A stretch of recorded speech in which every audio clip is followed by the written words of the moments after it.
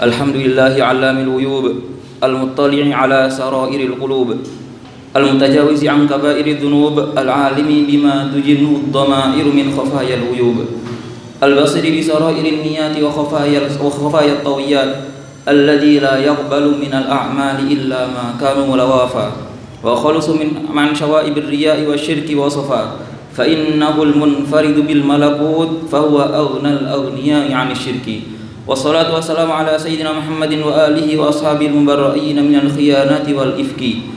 Asyhadu an la ilaha illallah wa asyhadu anna Muhammadan 'abduhu wa rasuluh sallallahu alaihi wa ala alihi wa ashabihi wa baraka wa sallam. Amma ba'du fa ya ibadallah, usikum wa iyaya bitaqwallah, fa innaha wasiyatullahi li anbiya'ihi wa wasiyatullahi lis salihin min ibadihi wa wasiyatullahi lakum ayyuhal mu'minun. A'udzu billahi minasy syaithanir rajim. Bismillahirrahmanirrahim. Ya ayyuhalladzina amanu taqullaha haqqa tuqatih wa la tamutunna illa wa antum muslimun. Ya ayyuhalladzina amanu taqullaha wa qulu qawlan sadida yuslih lakum a'malakum wa yaghfir lakum dhunubakum wa man yuti'illaha wa rasulahu faqad faza fawzan 'azima. Ma'asyiral muslimin jamaah salat Jumat rahimakumullah. Salah satu kewajiban terpenting bagi kita dan seluruh umat Islam adalah menjaga dan memperbaiki hati. Karena hati merupakan anggota tubuh terpenting yang ada pada diri manusia, yang menentukan baik atau tidaknya anggota tubuh yang lain. Sebagaimana sabda Nabi Muhammad SAW yang diriwayatkan Al-Imam Bukhari dan Imam Muslim dari sahabat Nu'man bin Bashir, ala inna fil jasadi mudghatan idza salahat salahal jasadu kulluh wa idza fasadat fasadal jasadu kulluh ala wahiyal qalbu. Yang artinya, ingat, sesungguhnya di dalam tubuh manusia terdapat segumpal daging, yang apabila segumpal daging itu baik, maka anggota tubuh yang lain akan baik. Akan tapi apabila segumpal daging itu buruk, jelek, maka seluruh anggota tubuh akan menjadi tidak baik. Ketahuilah, itu adalah hati. Dalam hadis lain riwayat Imam Ahmad dari sahabat Anas bin Malik, baginda Nabi besar Muhammad sallallahu alaihi wasallam bersabda, la yastaqimu imanu 'abdin hatta yastaqima qalbuh. Tidak akan istiqomah, tidak akan benar, tidak akan lurus keimanan seseorang sampai istiqomah hatinya, sampai hatinya benar, sampai hatinya bersih. Wala yastaqimu qalbuhu hatta yastaqima lisanuhu, dan hati seseorang tidak akan bisa istiqomah, tidak akan bisa tegak, benar dan bersih sehingga dia bisa memiliki lisan yang istiqomah, dia bisa menahan dan menjaga lisannya. Yang kedua, alasan kita harus selalu menjaga dan memperbaiki hati karena hati itu adalah tempat pandangan Allah Subhanahu wa taala. Allah Subhanahu wa taala memandang seseorang bukan dari penampilan zahir, tetapi yang dipandang oleh Allah Subhanahu wa taala adalah hati. Sebagaimana dalam hadis sabda baginda Nabi besar Muhammad sallallahu alaihi wasallam riwayat Imam Muslim dari sahabat Abu Hurairah, innallaha la yanzuru ila aswarikum wala ila amwalikum walakin yanzuru ila qulubikum wa niyyatikum wa a'malikum. Sesungguhnya Allah tidak akan memandang bentuk rupa, fisik maupun harta benda kalian, tetapi Allah akan memandang hati dan amal perbuatan kalian. Maka sungguh mengherankan apabila ada seseorang yang senantiasa sibuk memperbaiki, memperindah dan menghiasi anggota tubuh yang lahir atau nampak, yang itu semua hanya merupakan pandangan makhluk, tetapi dia lalai dan tidak memperhatikan kebaikan hati yang merupakan tempat pandangan Allah Subhanahu wa taala. Yang ketiga, alasan kita harus selalu menjaga dan memperbaiki hati karena hati itu yang menentukan selamat dan tidaknya kita semua di akhirat nanti. Sebagaimana yang difirmankan oleh Allah Subhanahu wa taala di dalam Al-Qur'an surat Asy-Syura ayat 88 hingga 89. Yauma la yanfa'u malu wala banun illa man atallaha biqalbin salim. Pada hari itu tidak ada gunanya harta dan anak-anak kecuali orang yang datang kepada Allah dengan membawa hati yang selamat, yaitu selamat dari penyakit-penyakit hati dan bersih dari kotoran-kotoran dosa. Banyak di antara manusia yang jika tubuhnya terkena penyakit, maka dia akan berusaha untuk menyembuhkannya dengan biaya berapapun itu. Tetapi dia tidak berusaha mengobati penyakit hati yang tidak akan berdampak di dunia, tetapi juga mempengaruhi masa depan di akhirat nanti. Ma'asyiral muslimin rahimakumullah, atas dasar ini semua, maka wajib bagi umat Islam untuk mengetahui apa saja penyakit-penyakit hati dan bagaimana cara untuk mengobatinya. Menurut Imam Ghazali, penyakit-penyakit hati itu sangat banyak, dan salah satu di antara sekian banyak penyakit hati yang sangat berbahaya adalah sifat riya. Artinya beramal tidak didasari karena Allah Subhanahu wa taala. Sifat riya ini akan merusak hati dan akan merusak keimanan kita.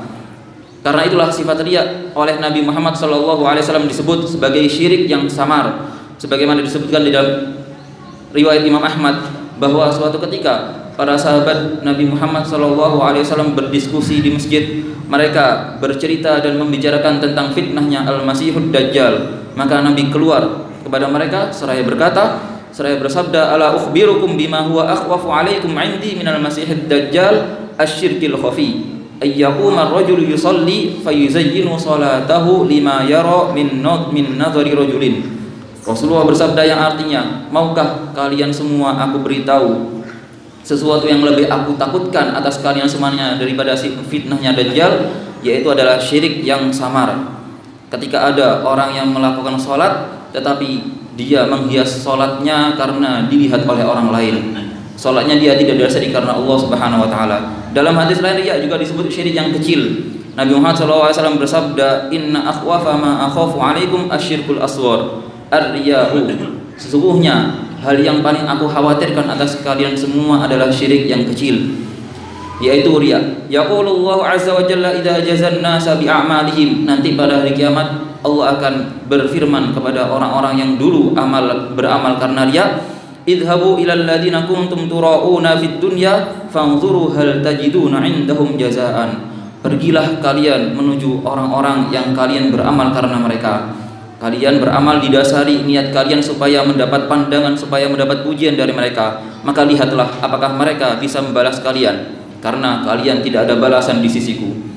Bagaimanakah cara dan usaha agar kita bisa menyembuhkan penyakit riya ini? Ada dua langkah penting yang harus kita lalui sebelum kita berusaha membersihkan hati dari penyakit riya atau penyakit-penyakit hati yang lain. Pertama, kita harus menyadari bahwa di dalam tubuh kita terdapat penyakit hati. Sebagaimana orang yang merasa tubuhnya sehat, maka dia tidak akan mungkin pergi ke dokter untuk berobat. Maka jika ada seseorang yang dia tidak merasa bahwa di dalam hatinya terdapat penyakit, dia tidak akan berusaha untuk mengobati penyakit tersebut. Oleh karena itu, marilah kita introspeksi diri kita sendiri. Apakah ada tanda-tanda riya pada hati kita? Yang di antara sekian banyak tanda riya, apakah ada perbedaan antara kualitas ibadah kita ketika di halayak umum, di hadapan orang lain, dan ketika sendirian, ketika di saat sepi? Apakah jika kita berbuat baik kepada orang lain, kemudian dia membalas kita dengan keburukan, kemudian kita marah dan mungkin kita menyesali kebaikan tersebut? Apakah jika orang lain mengetahui aib atau keburukan kita, maka kita akan berusaha mencari cara untuk supaya kembali mendapatkan pujian dari mereka? Langkah kedua, ini adalah beberapa di antara tanda-tanda orang yang memiliki penyakit riya. Langkah kedua sebelum kita berusaha mengobati penyakit riya adalah kita harus menyadari bahwa penyakit tersebut berbahaya. Sebagaimana jika seseorang tertimpa penyakit yang ringan yang dia yakini beberapa saat lagi akan sembuh, maka kemungkinan dia tidak akan berusaha untuk mencari obatnya. Penyakit hati khususnya riya itu sangat berbahaya sekali, karena sebesar dan sebanyak apapun amal ibadah yang dilakukan tidak akan berpahala jika tidak didasari karena Allah Subhanahu wa taala. Dalam sebuah hadis sahih riwayat Imam Muslim dari sahabat Abu Hurairah radhiyallahu anhu bahwa Nabi Muhammad SAW bercerita, ada 3 golongan yang nanti pertama kali dihisab di hari kiamat. Golongan yang pertama adalah golongan orang-orang kaya yang dulu hidup di dunia dermawan. Maka Allah membangkitkan mereka. Allah bertanya kepada mereka, wahai orang-orang kaya, dulu aku memberi kalian nikmat yang begitu banyak di dunia. Aku memberi kalian kekayaan, kalian gunakan untuk apa itu? Mereka mengatakan, kami habiskan untuk sedekah di jalan-Mu ya Allah. Maka Allah bertanya, untuk apa engkau melakukan itu semua? Mereka menjawab, kami melakukan itu semua karena Engkau ya Allah, lillahi ta'ala. Maka Allah menjawab, kadzabta, kamu bohong, kalian bohong. Kalian melakukan itu semua supaya kalian dipuji, supaya kalian mendapat pujian, supaya kalian disebut dermawan oleh orang lain. Dan kalian telah mendapatkan sebutan tersebut, maka sekarang tidak ada balasan untuk kalian, silakan masuk ke neraka. Dan golongan kedua adalah golongan orang-orang yang mati syahid, mati berperang di jalan Allah melawan orang-orang kafir. Maka Allah membangkitkan mereka sambil Allah berfirman, kalian dulu ketika hidup di dunia aku beri badan yang sehat, tubuh yang kuat. Kalian gunakan untuk apa? Ya Allah, kami gunakan untuk perang melawan orang kafir sehingga kami terbunuh di jalan-Mu. Untuk apa kalian melakukan itu semua? Mereka menjawab, kami melakukan semua itu lillahi ta'ala, ikhlas ya Allah. Maka Allah menjawab, kadzabta, kamu bohong, kalian bohong. Kamu melakukan hal tersebut supaya kamu mendapat pujian, supaya kamu dipuji oleh orang lain sebagai pemberani, supaya kamu dijuluki pahlawan. Dan kamu telah mendapatkan julukan tersebut, maka sudah tidak ada lagi balasan untukmu, silakan masuk neraka. Dan golongan ketiga adalah golongan orang-orang alim, para ulama, para kiai, yang mana mereka ketika dibangkitkan di hari kiamat, Allah bertanya kepada mereka, dulu kalian aku beri akal yang cerdas, pikiran yang cerdas, dan ilmu yang banyak. Kalian gunakan untuk apa? Ya Allah, kami mengamalkan ilmu kami mengajarkan ilmu kami karena Engkau ya Allah. Maka Allah menjawab, kadzabta, kamu bohong.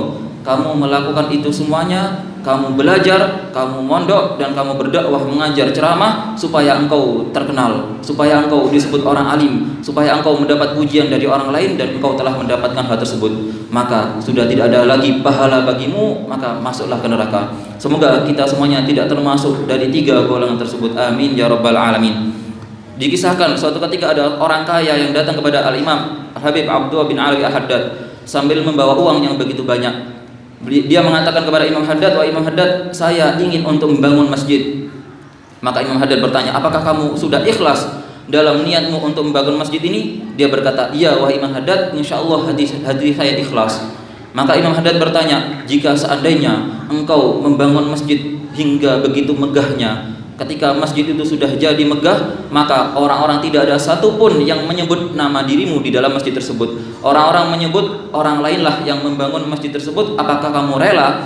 Apakah kamu ikhlas? Apakah kamu ridho? Maka orang tersebut mengatakan, wahai Imam Haddad, saya minta maaf. Seandainya hal itu terjadi, maka itu sangat berat sekali pada hati saya. Maka Imam Haddad mengatakan, kalau begitu kamu masih belum ikhlas. Kalau begitu kamu masih belum ikhlas dalam niat membangun masjid. Di antara obat yang paling ampuh untuk menyembuhkan sifat riya adalah kita harus benar-benar bertauhid, memurnikan Allah, mengesahkan Allah, dan kita harus meyakini bahwa yang menerima amal kita dan memberi balasan untuknya hanyalah Allah Subhanahu wa taala. Yang akan menolong dan menyelamatkan kita hanyalah Allah. Siapapun dan apapun selain Allah tidak akan bisa dan tidak memiliki apa-apa. Maka setiap kita melakukan amal ibadah apapun, hendaknya kita merasa puas cukup hanya dipandang oleh Allah Subhanahu wa taala.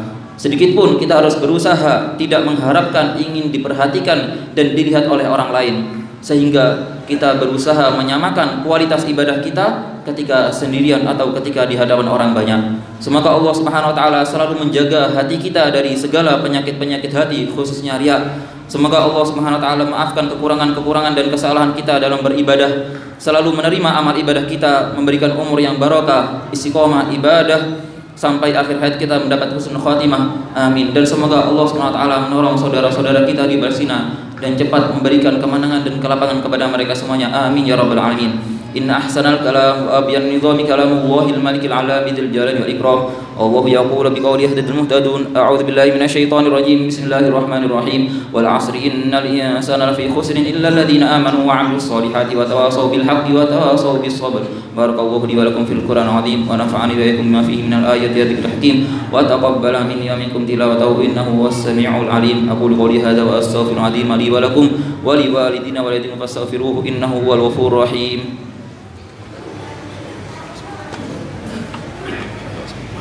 اللهم صل وسلم على سيدنا محمد. Alhamdulillah hamdan katsiran kama amar wa asyhadu an la ilaha illallah wahdahu la syarika lah irwaman liman jahada bihi wa kafar وأشهد أن سيدنا ونبينا محمدا عبده ورسوله سيد الخلائق والبشر. اللهم صل وسلم على سيدنا محمد جميل المحيا والمنظر وعلى آله وأصحابه المصابيح الغرر. أما بعد فيا عباد الله أوصيكم وإياي بتقوى الله. واعلموا أيها العباد أن من اتقى الله عاش قويا وصار في بلاد الله آمنا. واعلموا أن الله أمركم بأمر بدأ فيه بنفسه وثنى بملائكة المسبحة بقدسه وأي بكم أيها المؤمنون من برية من جن وإنس فقال مخبرا وآمرا لكم تكريما إن الله ملائكته يصلون على النبي يا أيها الذين آمنوا صلوا عليه وسلموا تسليما. اللهم صل وسلم على سيدنا محمد النبي الرحمة وعلى آله وأصحابه ومن نصره خصوصا منهم ذوي القدر علي والمقام الأفضل ساداتنا وإمامتنا أبي بكر وعمر وعثمان علي وعلى سيدنا نير أبي محمد الحسن وأبي عبد الله الحسن وعلى عمين أبي أخر الناس أبي عمارة الحمزة وأبي الفضل العباس وعلى سيدنا خديجة الكبرى وفاطمة الزهراء وعائشة رضا وبكات أزواج رسول الله وصحبه رسول أجمعين وعلى التابعين وتابعي التابعين ومن تبعهم بإحسان إلى يوم الدين وعلينا معهم وفيهم برحمتك يا أرحم الراحمين.